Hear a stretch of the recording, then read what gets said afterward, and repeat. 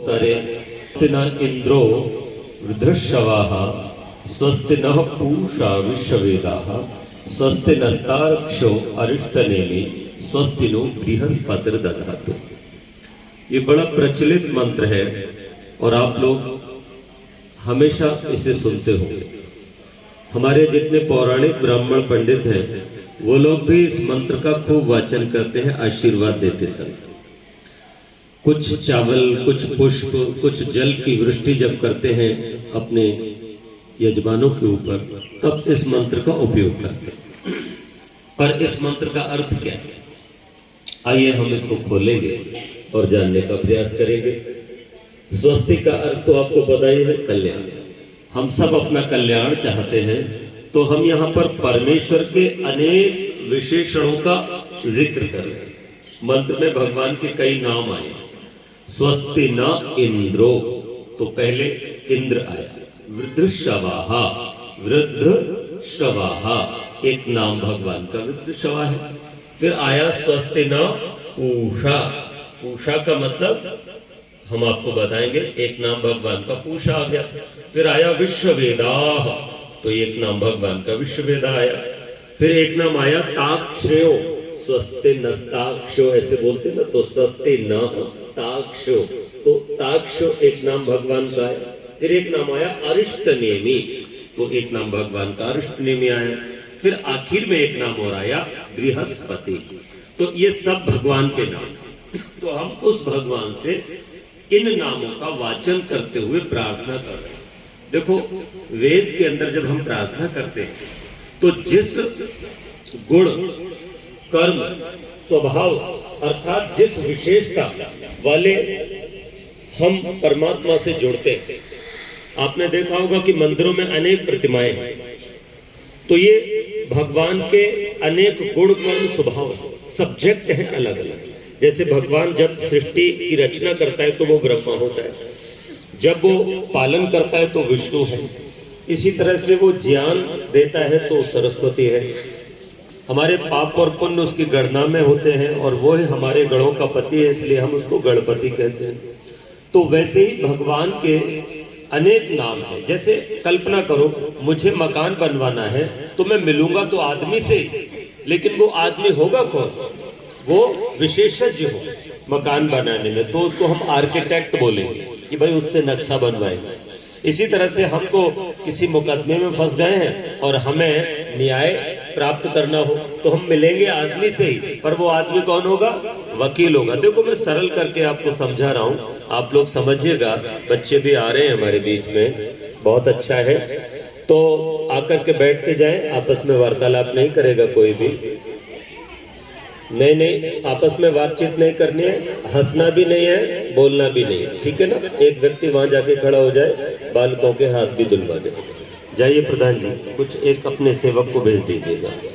तो निवेदन करा कि हम भगवान के जिस इसी प्रकार के वो विशेषण है, उसके साथ विशेषता रखता है, मतलब वो गुण जो हमारे अंदर भी आ सकते हैं, हम भगवान के उन गुणों का जिक्र अपनी वाणी से करते हैं।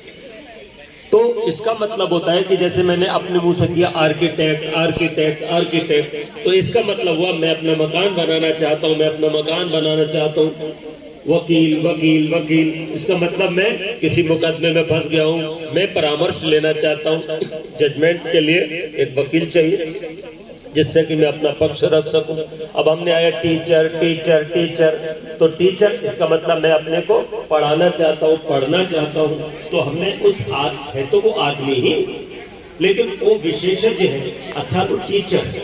इसी तरह से माता माता माता, तो जब हमको भोजन चाहिए या हमको प्रेम चाहिए, अपनी माँ का संरक्षण चाहिए, तो हम माता माता बोलते हैं। इसी तरह से पिता पिता पिता, मतलब रक्षण करने की आवश्यकता है कि भाई हमारा रक्षण करने वाला हो, तो हमारा पिता हमारी रक्षा करता है, इसलिए हम उसको पिता पिता पिता पिता बोल रहे हैं। तो इसी तरह से हम उसके अनेक प्रकार से जैसे जैसे व्यक्तियों के नाम उनकी योग्यता के अनुसार लेते हैं, तो वो हमारे सामने उपस्थित होते हैं। उसी तरह से हमने यहाँ भगवान के 7 नामों का चिंतन किया। तो हमने कहा भगवान स्वस्ति न इंद्रो, वृद्ध शवाः। तो हमने कहा हे इंद्र प्रभु तुम हमारा कल्याण करो। फिर हमने कहा हे रुद्र शवाः तुम हमारा कल्याण करो। हे पूषा तुम हमारा कल्याण करो। हे विश्ववेदा तुम हमारा कल्याण करो। हे तार्क्ष्यो भगवान तुम हमारा कल्याण करो। हे अरिष्टनेमी भगवान तुम हमारा कल्याण करो। हे बृहस्पति भगवान तुम हमारा कल्याण करो। अब ये इतने नाम हमने लिए। हम विष्णु भी ले सकते थे, हम ब्रह्मा भी ले सकते थे, लेकिन हमने यही नाम क्यों लिया? आपको मेरी बात समझ में आ रही है? ध्यान देना आप लोग, बहुत अच्छे से सुनना। मैं बहुत सरल कर रहा हूँ, बिल्कुल सरल कर रहा हूँ। इतना सरल अर्थ आपको किताबों में नहीं मिलेगा जो मैं आपको करके बता रहा हूँ। तो कहा कि हमने भगवान से कहा भगवान हमारा कल्याण करो, लेकिन भगवान कह रहा है कि कल्याण क्या कहने से हो जाएगा? कि भगवान मुझे इंजीनियर बना दो तो इंजीनियर बन जाओगे तुम लोग, भगवान मुझे टीचर बना दो तो टीचर बन जाओगे। अच्छा, इसके लिए क्या करना होगा? अगर आप टीचर बनना चाहते हो तो आपके लिए एक प्रॉपर लाइन है। आपको शिक्षाविद बनना पड़ेगा, आपको कम से कम बीए करना पड़ेगा, बीएससी करना पड़ेगा, उसके बाद आपको बीएड करना पड़ेगा, फिर आप टीचर की योग्यता अपने अंदर धार करके टीचर बन सकते हैं। लेकिन अगर आपको हवाई जहाज उड़ाना है, मैं पायलट बनूं, मैं पायलट बना दो, मुझे पायलट बना दो, तो ऐसे ही थोड़ी पायलट बन जाओगे। पायलट बनने के लिए एरोनॉटिक्स की जो साइंस है, भौतिक विज्ञान है, वो आपको पढ़ना पड़ेगा, ITI करनी पड़ेगी। इसी तरह से मुझे भगवान वकील बना दो, वकील बना दो, है ना? तो वकील बनने के लिए आपको लॉ पढ़नी पड़ेगी। तो अलग अलग सब्जेक्ट हैं, तब आप पढ़ने के बाद उसमें पूरा श्रम करने के बाद, ऐसा नहीं कि थोड़ा सा पढ़ लिया और आप बन गए, आपको पूरा श्रम करना पड़ेगा अपने विषय में, तब जाकर के आप वो योग्यता हासिल करेंगे और आपका कल्याण हो जाएगा। भाई यही तो चाहते थे कि मैं न्याय कर पाऊं वकील बन करके, तो वकील बने, लेकिन इसके लिए लॉ पढ़ना पड़े। हवाई जहाज उड़ाओ, इसके लिए आपने ITI की एरोनॉटिक्स की विद्या पढ़ी, तब जाकर के आप पायलट बन गए। इसी तरह से पर एक ही ऐसा विषय है जिसको बनने के लिए कुछ पढ़ना नहीं पड़ता, और वो होता है नेता। भगवान मुझे नेता बना दे तो तुम स्कूल बन जाना, पक्का नेता बन जाओगे। मतलब बिना पढ़े अगर कोई व्यक्ति कुछ बन सकता है तो भारत के अंदर नेता बन सकता है। आप देखें, देश का दुर्भाग्य है ये, मेरे देश का। यहाँ तो अंगूठा छाप, बदमाश, लुच्चा, लफंगा, बेईमान, भ्रष्टाचारी, दुराचारी बड़े मजे से नेता बन सकता है। बोलो बन सकता है ना? वो इंजीनियर का बॉस हो जाता है, वो डॉक्टर का भी बॉस हो जाता है, वो पढ़े लिखे IAS अफसर का भी बॉस हो जाता है। बोलो हो जाता है कि? तो इस देश के अंदर अगर बिना पढ़े कुछ बन सकते हो तो वो नेता ही बन सकते हो। बाकी का जो कुछ बनना है उसके लिए श्रम करना पड़ेगा, परिश्रम करना पड़ेगा। तो इसी तरह से भगवान से हमने प्रार्थना की, स्वस्ति न इंद्रो वृद्धश्रवाः। वो परमेश्वर मेरे जीवन का अर्थात मेरा कल्याण कैसे होगा, मैं दुखों से कैसे छूटूंगा, मैं भवसागर से कैसे पार होऊंगा, मैं मोक्ष को प्राप्त कैसे करूंगा। तो भगवान कह रहे हैं इंद्रो।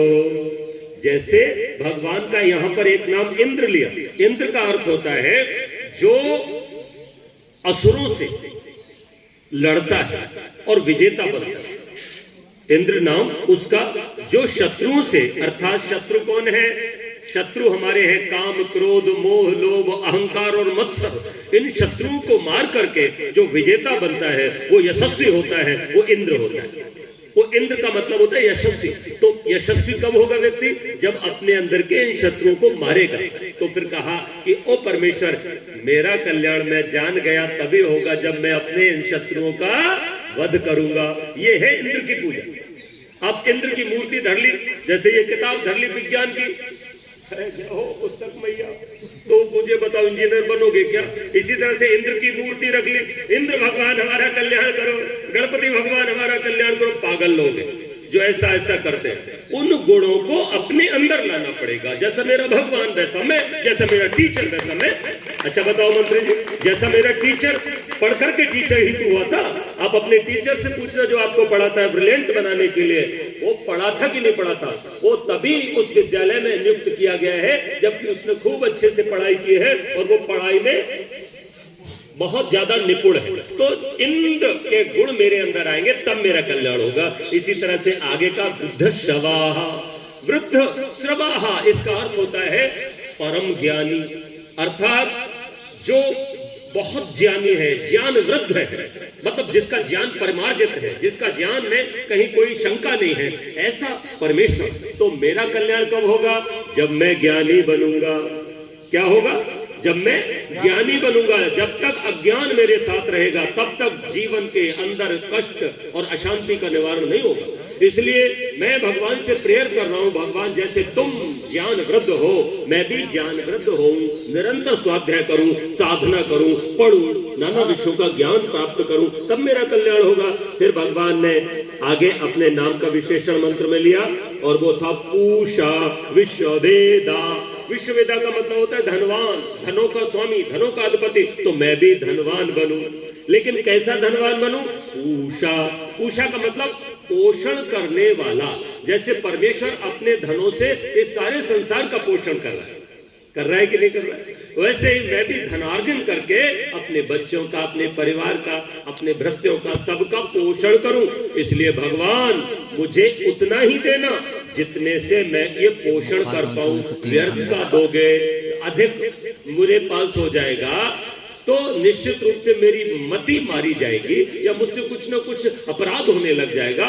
तो इसीलिए हम लोग प्रार्थना करते हैं मंदिर में जाके, साईं इतना दीजिए जामे कुटुंब समाए, मैं भी भूखा ना रहूं, साधु ना भूखा जाए। भगवान विश्ववेदा है तो हम भी धनवान बने। हम निर्बल होकर के, हम गरीब होकर के ना रहे संसार में। हम पुरुषार्थ करेंगे तो भगवान हमको खूब धन आदि देगा, लेकिन मेरा धन पोषण के लिए होना चाहिए। पोषण तीन प्रकार का, मेरी आत्मा का पोषण, मेरी सामाजिक अर्थात यश आदि के लिए, इंद्र बनने के लिए पोषण, और मेरे शरीर का पोषण, मेरे परिवार के सदस्यों का पोषण।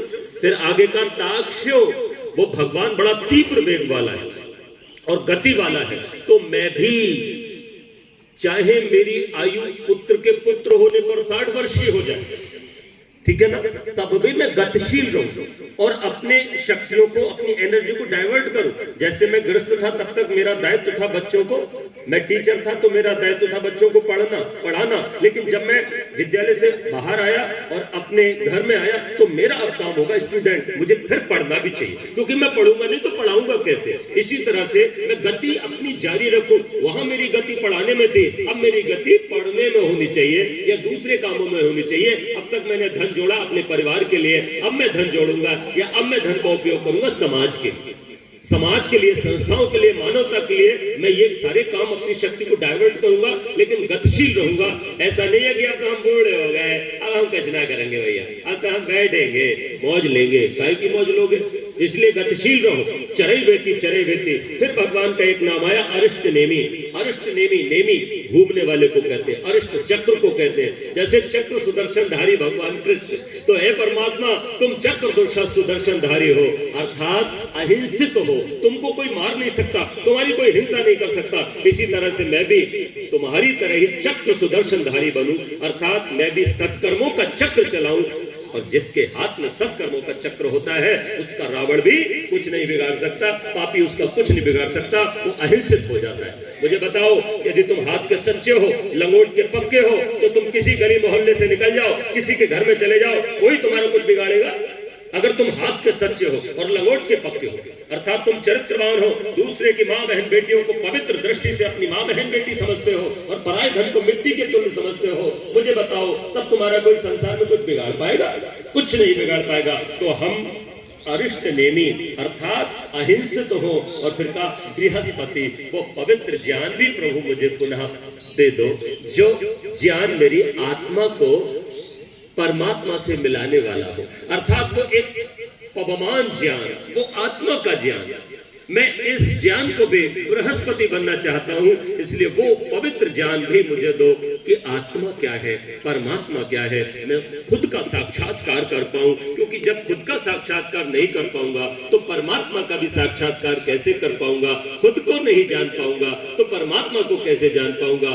खुद को जानने पर तत्काल परमात्मा को जान लेते हैं हम। इसलिए अपने स्वरूप को जानने वाला भी ज्ञान दधातु परमेश्वर मुझको प्रदान करो, तभी मेरा कल्याण होगा। बोलो वेद भगवान की। तो ये संदेश था।